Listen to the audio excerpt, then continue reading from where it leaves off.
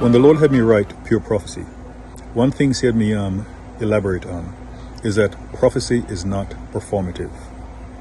And many people have turned prophetic ministry into something that is more of a spectacle than truly about the power of God.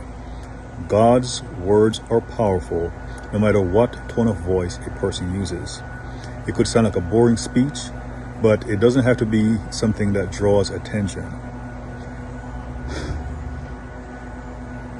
Isaiah didn't have to shout or make a show when he simply told King Hezekiah to get his house in order because he was going to die.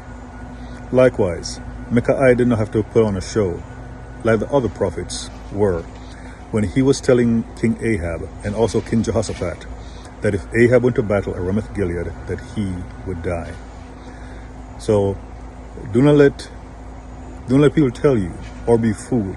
If people are telling you to raise your hands in order to receive a prophecy, Elisha, he didn't tell the Shunammite woman to raise her hand in order to receive the word of the Lord. He simply told her that by this time next year, you will have a son.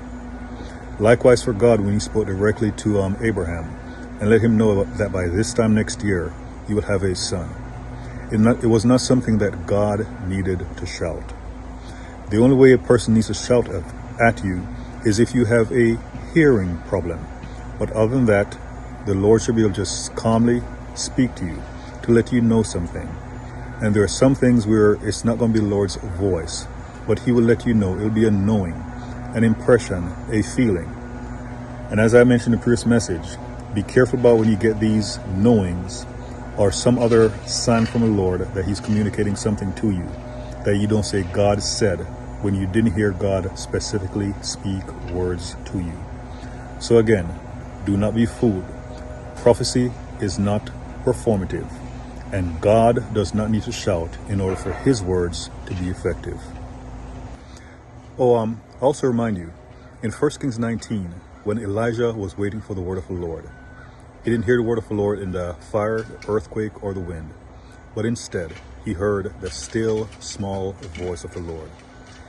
So again, when the Lord speaks, it's not always like the hooping and hollering that people sometimes do nowadays.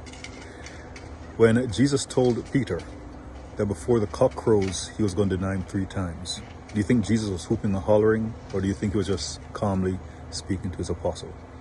So again, the word of the Lord, it is not about theatrics. It is not performative, but it is powerful.